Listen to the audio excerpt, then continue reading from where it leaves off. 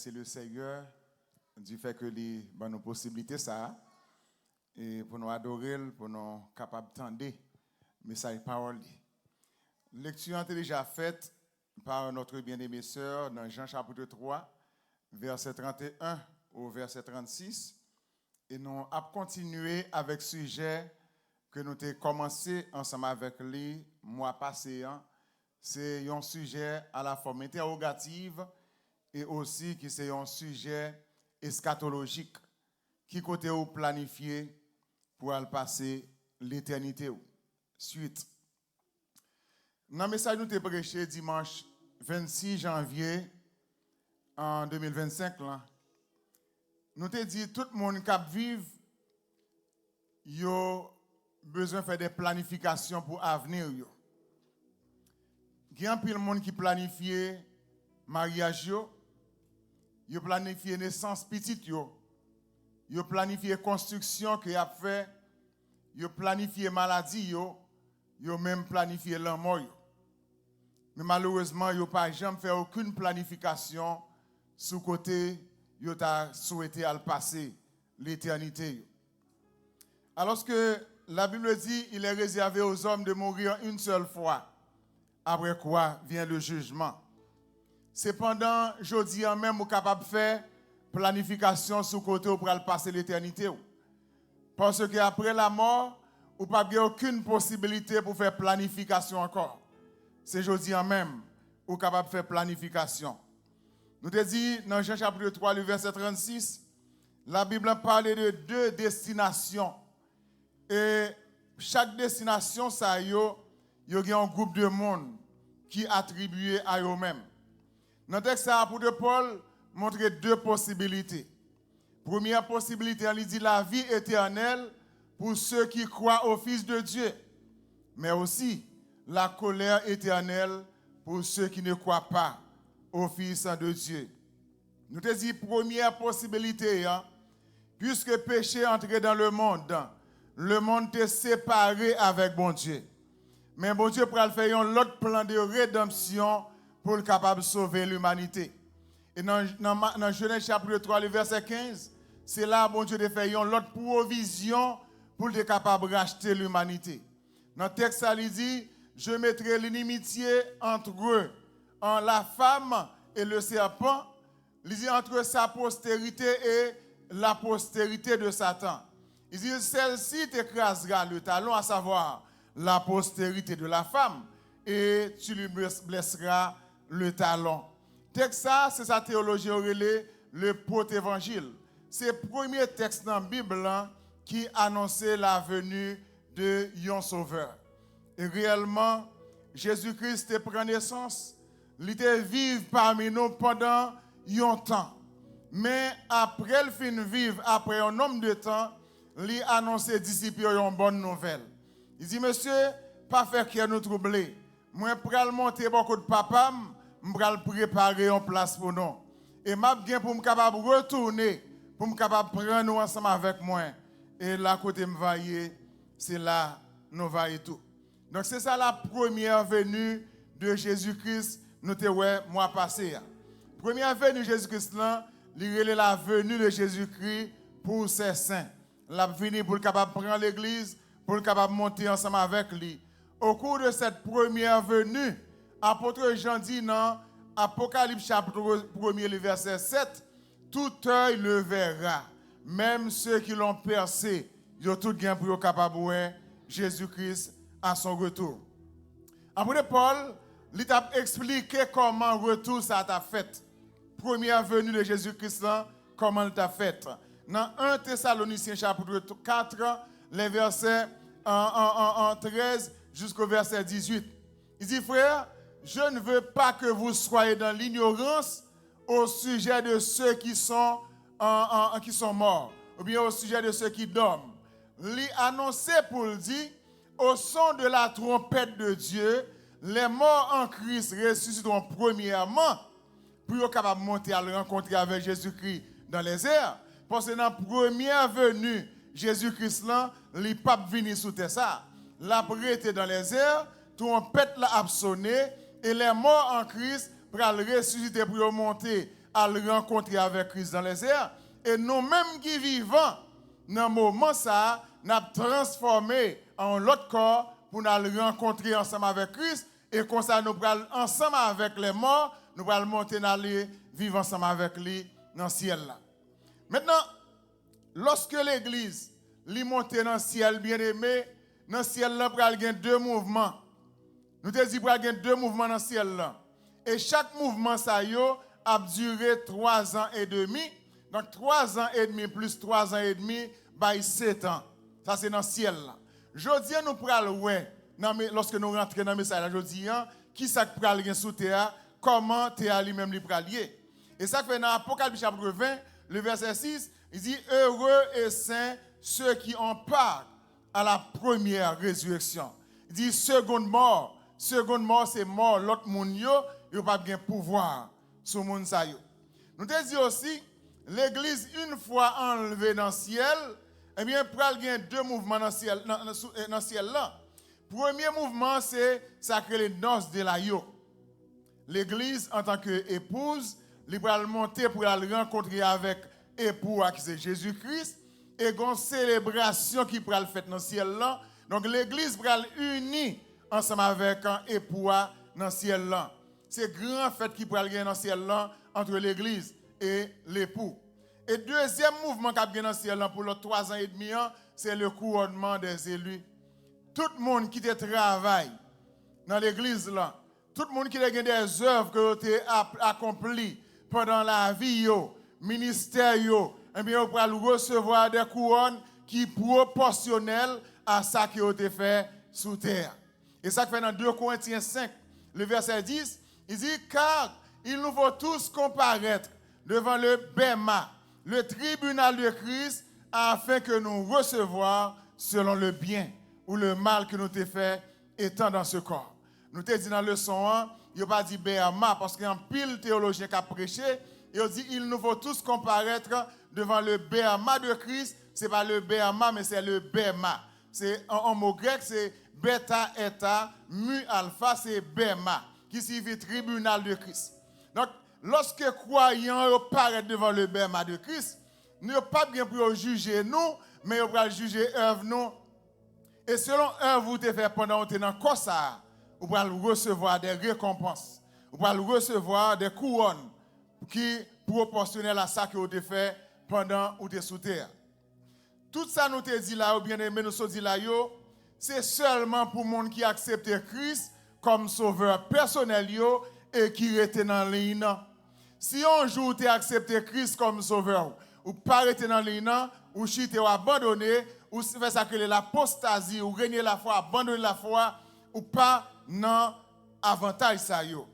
Maintenant pour l'autre monde ça yo qui pas dans l'évangile a prêché l'évangile en tant qu'un message d'amour, en tant qu'un message de la bonne nouvelle de Jésus-Christ, l'a prêché mais malheureusement il y a un pile de monde qui fait la sourde oreille. Il y a un pile de monde qui tend des paroles là, yo pas accepté Christ comme sauveur yo, eh bien bagala li pral fatal pour yo et c'est ça nous pral ouais jodi. Malheureusement, c'est monde qui est intelligent seulement qui accepte Christ comme sauveur personnel yo. Matin je crois que nous tout qui là, c'est des monde qui intelligent, c'est des monde qui sauvés, c'est des monde qui pral réjouir avec Christ dans 2 activités ça au fait dans ciel là, à savoir les noces de l'agneau et le couronnement des élus. Deuxième point dans le texte là, Jean chapitre 3, le verset 36, dans le verset 36a, il dit la vie éternelle pour ceux qui croient au Fils de Dieu. Mais dans la deuxième tranche texte là, verset 36b, il dit la colère éternelle pour ceux qui ne croient pas au Fils de Dieu. Bien aimé, dans la première venue Jésus-Christ là, il y a 2 catégories de monde qui montent dans le ciel là. Je ne sais pas là tout à l'heure. C'est les morts en Christ qui vont ressusciter pour monter à le rencontrer avec Christ dans les airs. Deuxième catégorie de monde, c'est les vivants en Christ. Ils vont le transformer pour monter à le rencontrer avec Christ et pour aller régner ensemble avec Christ dans le ciel là. Mais songez bien tout. Il y a 2 catégories de monde qui ont été sous terre ça.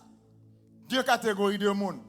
Première catégorie de monde qui a prêté sous terre, c'est les vivants en Christ, les vivants sans Christ.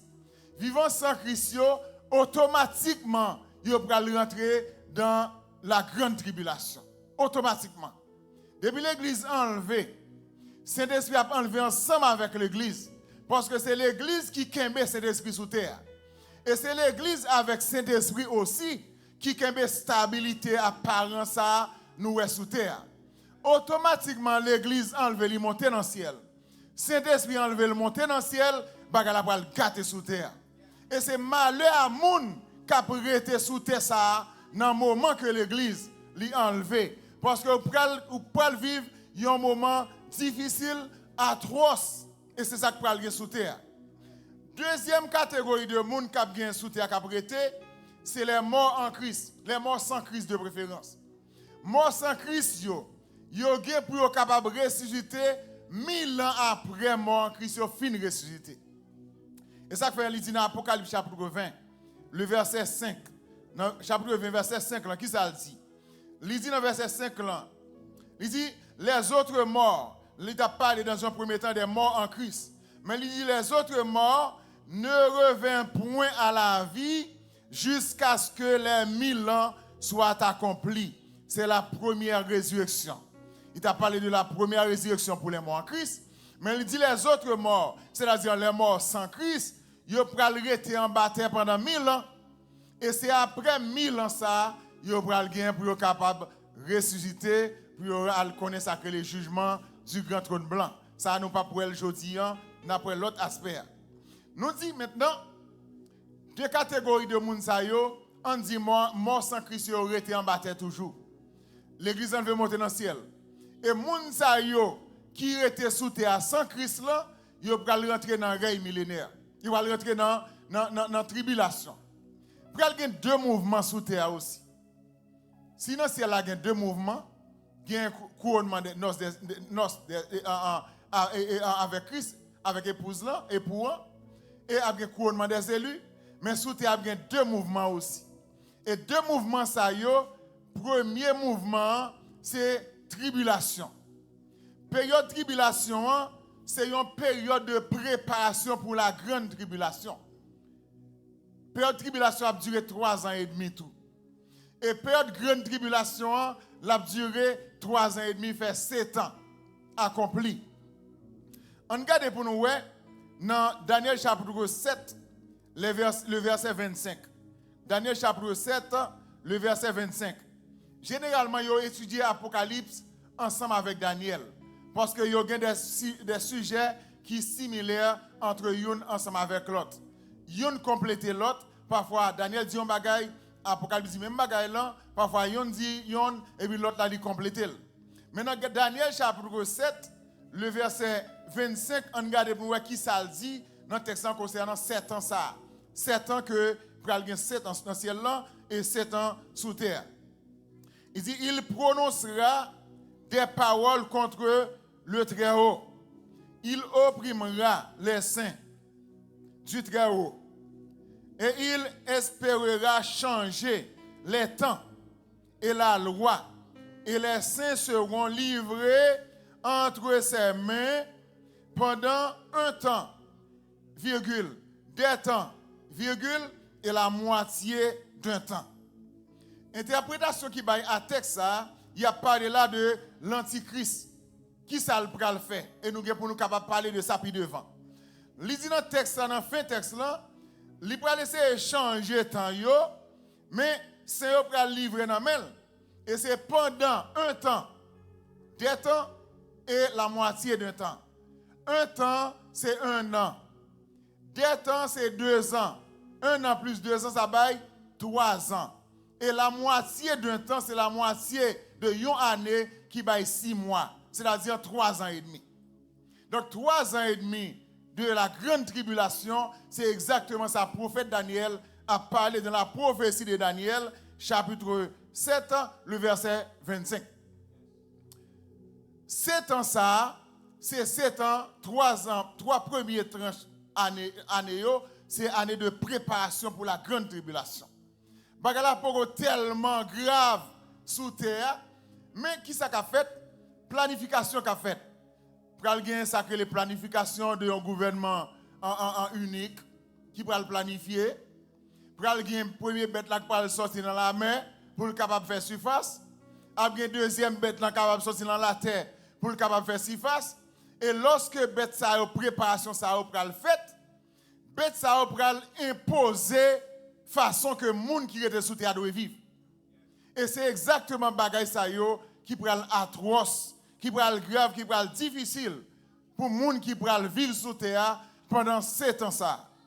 Yo défini la grande tribulation bien-aimée comme une période de 7 ans de souffrance et de calamité qui frapperont le monde entier. C'est une époque de grande détresse, de guerre, de famine, de sécheresse et de catastrophes naturelles. Pendant ces années, il y a un pile guerre à travers le monde. Ça nous est passé dans le monde, là, ce n'est pas rien. Si guerre mondiale nous tendait que passé côté un pile pays, un pile monde est mort là-dedans, ce n'est pas rien. Parce que qui engin pays ça a été gagné à l'époque ça? Il n'y a pas de avion sophistiqué, il n'y a pas de une série de engins de gros armes, en nucléaire à l'époque ça. Et dans l'époque ça n'a pas parlé, eh bien le monde, la science a développé, a continué à développer pour avoir plus de développement. Donc nous n'avons pas besoin de comment ça, il peut être grave sous terre. Pour avoir une famine en pile grand goût, parce que c'est les gens qui acceptent Macbeth lancer pour aller manger, pour avoir pile famine, pour avoir pile catastrophe naturelle, tornade, tremblement de terre, cyclone, etc., ouragan, pour avoir pile bagaille ça sous terre. La Bible décrit la période ça comme époque de la grande colère de Dieu contre les méchants et contre les incroyants. Époque de la grande colère de Dieu contre les méchants et les incroyants. Sous question ça, bien aimé, sous question grande tribulation, il y a 3 positions théologiques. Première position théologique, là, il y a un groupe théologien, c'est un tribulationniste. Selon le groupe théologien, il dit la grande tribulation ne peut pas exister. Le préfixe A, il traduit la privation. Il dit la grande tribulation, c'est une fable, ça pas privé vrai. Il y a contre question grande tribulation. Deuxième groupe théologien, c'est des théologiens pré-tribulationnistes. C'est ça que nous-mêmes nous y est. Nous enseignons que l'Église a enlevé avant la grande tribulation. C'est-à-dire, une grande tribulation qui a fait sous terre, l'Église a enlevé qui est dans le ciel déjà. Donc ça veut dire que l'Église n'a pas participé dans la grande tribulation. Israël, en tant que peuple choisi de Dieu, l'a passé à travers la grande tribulation parce qu'elle n'a pas accepté Christ comme sauveur. Et nous pouvons voir, c'est dans la fin de la grande tribulation, Israël finalement pour accepter Christ comme sauveur. Mais malheureusement, il est passé au travers de la grande tribulation. Maintenant, l'Église a pas enlevé monter dans le ciel et a bien grande tribulation sous terre. Donc l'Église a monté avant période grande tribulation. Et c'est ça nous enseigner. Est-ce que nous connaissons aujourd'hui qu'il y a des églises qui enseignent les gens qui ont pu se comporter lorsqu'ils sont dans grande tribulation? Ils enseignent les gens mais qui ont doit lorsqu'ils sont dans grande tribulation. Nous pas enseigner ça. Nous enseignons que l'Église a été enlevée déjà. L'Église a dans le ciel et c'est pendant l'Église dans le ciel grande tribulation elle a passé sous terre. Et ça l'enseigne. Troisième groupe théologien, c'est des théologiens post-tribulationnistes. Ils disent l'Église a juste gagné pour rentrer dans le règne millénaire après la grande tribulation. Donc l'Église a passé à travers la grande tribulation. Et c'est les qui enseignent l'Église qui j'en doit vivre lorsqu'il y a une grande tribulation. Ils même dit nous-mêmes, si nous avons Macbeth là, nous n'avons pas besoin de pas recevoir, même si nous tuons nous, même si nous mourons pas recevoir, parce que ça va arriver quand même. Nous pensons ça. Parce que nous croyons que l'Église a pas enlevé. Jésus a venu déjà sous terre. Pour prendre l'Église et monter ensemble avec dans le ciel là. Et c'est après l'Église dans le ciel, c'est le ça. Bagarre pour le gâter sous terre ça. Dans la vision, apôtre Jean t'a fait, bien aimé, il voit que l'Antichrist pourra faire alliance ensemble avec Israël. Alliance pour le faire avec Israël. Antichrist pourra fait apparition. Et c'est dans Apocalypse chapitre 13, verset 1er, il paraît sous forme de la bête. Et c'est première bête ça qui a fait apparition. Apocalypse chapitre 13, le verset 1er. Il dit, puis je vis, de préférence, monter de la mer une bête qui avait 10 cornes et 7 têtes, et sur ses cornes 10 diadèmes, et sur ses têtes des noms de blasphème. Des noms de blasphème qui vont l'écrire sous tête ça. C'est la première bête ça qui va faire apparition, mais c'est dans la mer la sortie. Il y a une deuxième bête qui va faire apparition, et bête ça, c'est deuxième bête là, il va venir pour compléter première bête là. Dans verset 11 à 18 là, et c'est là moi je veux attirer attention nous sur partie texte ça. Apocalypse chapitre 13, verset 11 jusqu'au verset 18. Dans verset 11 il dit, puis je vis monter de la terre une autre bête qui avait 2 cornes, semblable à celle d'un agneau, et qui parlait, bête là t'a parlé, comme un dragon. Elle exerça toute autorité de la première bête en sa présence. Et elle obligeait la terre et ses habitants à adorer la première bête. Bête ça va venir avec loi pour dire la terre, tout le monde qui souhaitait adorer la première bête là, dont la blessure mortelle avait été guérie. Elle opérait de grands prodiges, elle a fait des miracles, jusqu'à faire descendre du feu du ciel, sur la terre, à la vue des hommes, en plus de voir les miracles qu'elle a fait. Et elle séduisait les habitants de la terre par ses prodiges, qui lui a été donné d'opérer en présence de la première bête, disant aux habitants de la terre de faire une image de la bête qui avait été blessée par l'épée et qui vivait. Et dans le verset 15 là, c'est à partir de là moi je veux ou focus sur nous. À partir du verset 15 là, qui ça dit? Et il lui fut donné d'animer l'image de la première bête. L'image de la première bête elle vient animer comme un dessin animé. Et l'image ça a parlé aussi. Et maintenant il peut exiger que tout habitant sous terre pour adorer l'image ça. On regarde le verset 16 là, dans fin verset 16 là de préférence. Dans verset 16 là dit, et elle fit que tous, petits et grands, riches et pauvres, libres et esclaves, reçoivent une marque sur leur main droite ou sur leur front. Et marque ça, va le recevoir, c'est ça qui est les marque de la bête là. Vous pouvez exiger tout le monde qui sous terre dans un moment pour recevoir marque ça sous front yo ou bien sous main droite yo. Dans verset 17 là, il dit que personne ne puisse acheter ni vendre sans avoir premièrement la marque, deuxièmement le nom de la bête et troisièmement le nombre de la bête. C'est ou bien on reçoit la marque bête là, ou bien on gagne un nom bête là écrit sous fond, ou bien on gagne un nombre bête là, quantité. Nous parlons de quantité à dans le verset 18 là. C'est ici la sagesse.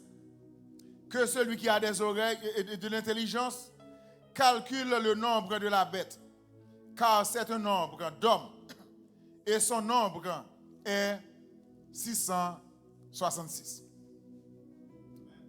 Dans le moment ça, il y a des gens qui peuvent vivre sous terre dans l'époque de grande tribulation. Si vous ne pouvez pas recevoir ce 666 là, vous ne pouvez ni vendre ni acheter. Donc si vous ne pouvez pas acheter, qui sont pour le manger? Maintenant, pour mon vivre dans le moment ça, c'est recevoir Macbeth là et puis laisser à l'aise. Vous pouvez faire transaction à la banque, vous pouvez vendre, vous pouvez acheter, vous pouvez faire tout le bagage. C'est dans l'époque ça, nous avons parlé. Yon moun qui vient l'église qui tend enseignement ça, qui comprennent enseignement. Lorsque l'église enlevée, moun ça pas enlevé monter dans le ciel et moun rentré dans la grande tribulation. Moun ça même si ça privé que les papes sauvé dans le moment, la privé mourir de faim ou bien ka décapiter, yo ka arracher, yo ka tuer parce que il y a tellement de persécution sur terre. Et c'est là où on parle de douleur de l'enfantement. Parce que la tellement dur, la Bible dit que c'est des qui ne pas jamais arriver déjà dans le monde. Et c'est des qui ne pas jamais gagner encore pour arriver. C'est une seule fois la privée. Il y a des gens qui sont dans l'époque ça, qui t'attendent des enseignements ça. Si vous ne pas sauver, vous montez dans le ciel. Ou rentrer dans la grande tribulation, ou pour résister à Macbeth là. Ou pas le recevoir. Parce que vous allez dire plutôt mourir, pas recevoir. Ou mourir vraiment, pas recevoir. Laissez vous mourir, mais dans la fin de la grande tribulation, moun sa yo bien pour capable de ressusciter. Parce que le fait que vous pas recevoir Macbeth là, ça veut dire automatiquement vous prend position pour Christ, même si de façon tardive, vous prend position pour Christ. Et maintenant à ce moment-là, moun sa yo bien pour capable de ressusciter. Puis rentrer dans le règne millénaire ensemble avec Israël et Jésus-Christ va descendre encore avec l'Église pour être capable de rentrer dans le règne millénaire. Sans pas vouloir anticiper, bien aimé, sans pas vouloir anticiper, dans la fin grande tribulation, Antichrist va faire alliance avec Israël dans un premier temps. Mais il va craser l'alliance là dans un laps de temps. Et après, il finit craser l'alliance là, il va persécuter Israël jusqu'à ce que vous finisse ensemble avec lui. Antichrist va faire alliance avec Israël, selon Daniel chapitre 9, le verset 27. Et dans la vision, ça, pour nous capable de finir, apôtre Jean, ouais, dans Apocalypse chapitre 16, verset 13 et 14. Il y a trois esprits qui sortent dans la bouche, trois personnages. On regarde qui personnage. Esprit ça a été sorti dans la bouche. Apocalypse chapitre 16, le verset 13 et verset 14. Dans le verset 14, 13, il dit, et je vis sorti de la gueule du dragon. Il parle de dragon ancien. Nous avons pour parler de ça lorsqu'on a fait étude eschatologique. De la gueule de la bête. Il y en a bête yo. Et de la bouche du faux prophète. Trois esprits impurs. Pour sortir dans la bouche, trois bagailles qui semblaient avec des grenouilles. Dans le verset 14 là, il dit car ce sont ces esprits, des démons, qui font des prodiges et qui vont vers les rois, ils vont aller vers toute nation, ils vont inciter toute nation à la guerre. Esprit ça va inciter toute nation à la guerre. Et cette dernière guerre ça qui pral fait dans l'époque là, c'est ça qui aurait la bataille d'Armageddon. C'est toutes les nations à travers le monde qui pral converger dans un sens, puis sont capables de lutter contre Israël pour finir avec Israël, du même coup sont capables de bataille ensemble avec Christ. Et dans le verset 16, on regarde ça le dit. Il dit, et ils les rassemblèrent, il a rassemblé toute nation dans le lieu appelé en hébreu Armageddon. On regarde pour nous bien aimer le terme Armageddon qui ça lié. Le terme Armageddon, il vient d'un mot hébreu, c'est A-H-A-R, Magadon. Armageddon. Qui signifie montagne de Megiddo et est synonyme de la future bataille au cours de laquelle Dieu interviendra et détruire les armées de l'Antichrist comme annoncé dans les prophéties bibliques. Apocalypse chapitre 16, verset 16. Apocalypse chapitre 20, verset 1 à 3 et 7 dans le verset 10. Il continue pour dire une multitude de personnes seront engagées dans cette bataille. Toutes les nations s'assembleront pour combattre Christ. Lorsqu'il y a combattre Israël, automatiquement c'est Christ qui va le combattre. Nous n'avons pas de précision sur qui côté Armageddon les situer exactement. Cependant, le commentateur dit qu'il est capable de situer environ 100 km à Jérusalem. Et ce n'est pas en montagne liée, mais c'est en vallée. Ça fait parler de vallée, la vallée d'Armageddon. Et dans la vallée, ça a bien aimé, il y a plusieurs événements qui passent là-dedans que nous connaissons déjà. Il y a environ 200 batailles qui faites déjà dans le même espace. 200 batailles faites déjà dans le même espace là. Et non seulement 200 batailles faites dans l'espace ça, il y a 2 batailles Israël, même particulièrement, qui fait dans place ça déjà. Première bataille là, c'est la victoire de Barak sur les Cananéens. Juge chapitre 4, le verset 15. Et deuxième bataille là, soyez bien bon Dieu t'a choisi Gédéon comme 6e juge qui était de délivrer Israël de la main de Madian, et c'est dans place sa bataille ça a faite entre Gédéon avec l'armée là avec Madianite. Donc 2 événements ça ont été faits qui ont concerné Israël. Mais aussi il y a 2 tragédies qui passaient dans la même place ça tout. Première tragédie qui passait dans la même place ça, c'est la mort de Saül et de ses fils. Selon 1 Samuel chapitre 31, le verset 8. Et deuxième tragédie qui passait dans la place ça, c'est la mort du roi Osias. 2 Rois chapitre 23, verset 29 et verset 30.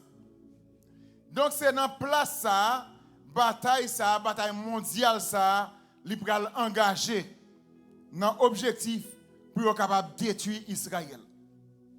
Et c'est là ça bien aimé, Israël pral ouais que Jésus-Christ pral descendre sous terre. Et c'est ça la deuxième venue de Jésus-Christ.